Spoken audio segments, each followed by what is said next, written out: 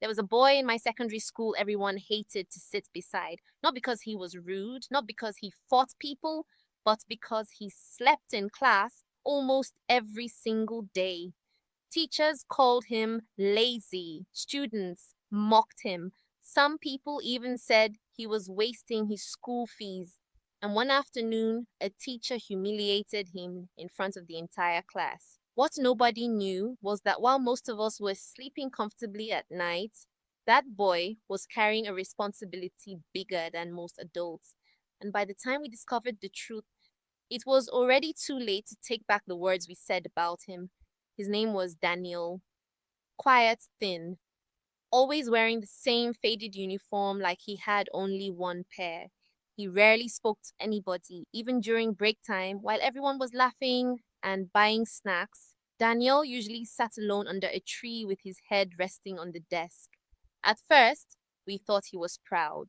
Then, we started thinking he was lazy because no matter the subject, maths, English, the dot government, biology, the moment lessons started, Danielle would struggle to keep his eyes open. Sometimes he would jerk awake suddenly after falling asleep. Other times he would sleep so deeply that the entire class would laugh before he even realized what happened. The teachers became frustrated, especially our mathematics teacher, Mr. Bello. Mr. Bello hated sleeping students. To him, sleeping during lessons meant disrespect, and Daniel became his biggest target. Almost every day he would shout, "Daniel, stand up! Why are you always sleeping? Do you think life is a joke?"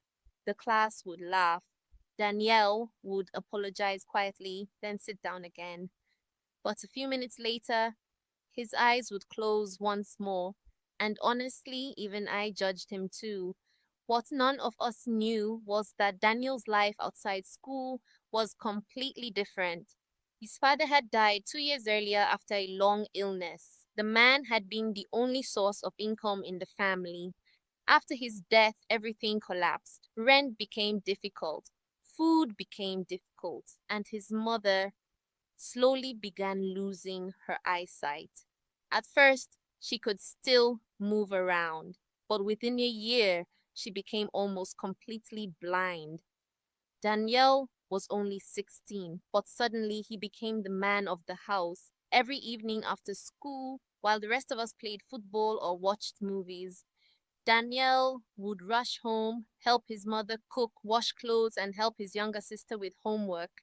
Then by 9:30 p.m., he would leave for work, a small local bakery at the edge of town. The work was brutal, mixing flour, carrying hot trays, packing bread, cleaning machines, all through the night from 10 p.m. till dawn. Sometimes the heat from the ovens made him dizzy. Sometimes his hands developed painful blisters, but he never complained because every loaf of bread he packed meant money for food, money for medicine, money for his sister's school fees, and every morning, without sleeping, he wore his school uniform and went straight to class.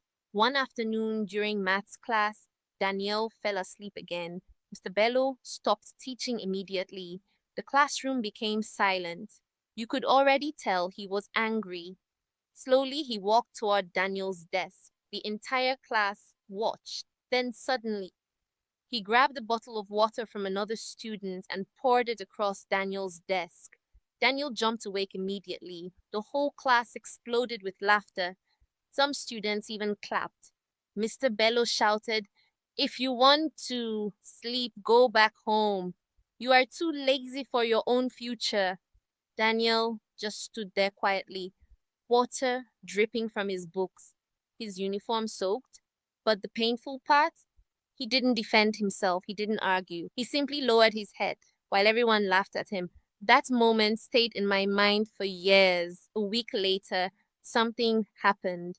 During chemistry class, Daniel's hands started shaking badly. At first, we thought he was sick. Then his body suddenly lost balance and he nearly collapsed. The chemistry teacher, Mrs. Adebayo, quickly rushed toward him. She held his hands and immediately noticed how weak they were.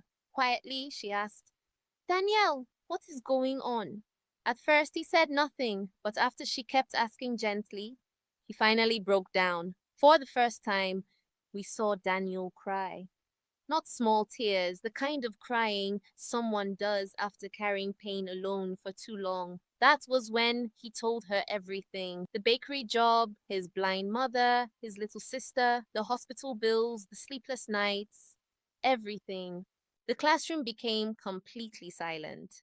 Nobody laughed anymore. Some students actually started crying too. Even Mrs. Adebayo wiped tears from her face because suddenly the lazy boy no longer looked lazy. He looked exhausted. He looked broken. He looked like a child carrying a burden too heavy for his age. And that day changed everything. After the teachers discovered the truth, the school began helping him quietly. Some teachers contributed money. One teacher spoke to the bakery owner and reduced Daniel's work hours. Students who used to mock him started sharing notes with him. Even Mr. Bello changed completely. One morning, he walked into class and called Daniel outside. Everyone thought he was in trouble again, but when they returned, Daniel's eyes were red, like he had been crying. Years later, we discovered why.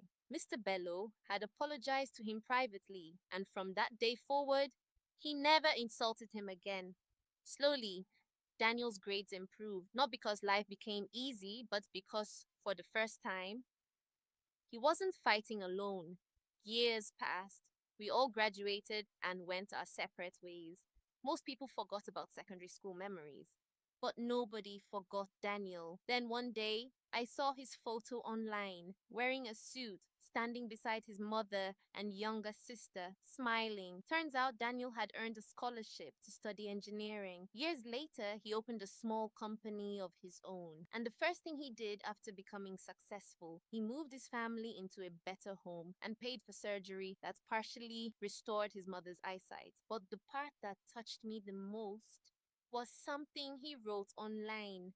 He said, there was a time people laughed at me because they thought I was lazy, but exhaustion and laziness are not the same thing. Some people are simply fighting battles you cannot see. And honestly, that sentence changed me forever because now, anytime I see someone struggling, I try not to judge too quickly. You never truly know what somebody is surviving in silence. Be careful how you treat people. The student sleeping in class, the worker always looking tired, the quiet person everybody mocks. Some of them are carrying responsibilities that would break most adults. Kindness costs nothing, but sometimes it can save someone who is silently drowning. If this story touched your heart, don't forget to like, subscribe, and share it with someone who needs this reminder today. Because the strongest people are often fighting battles nobody sees.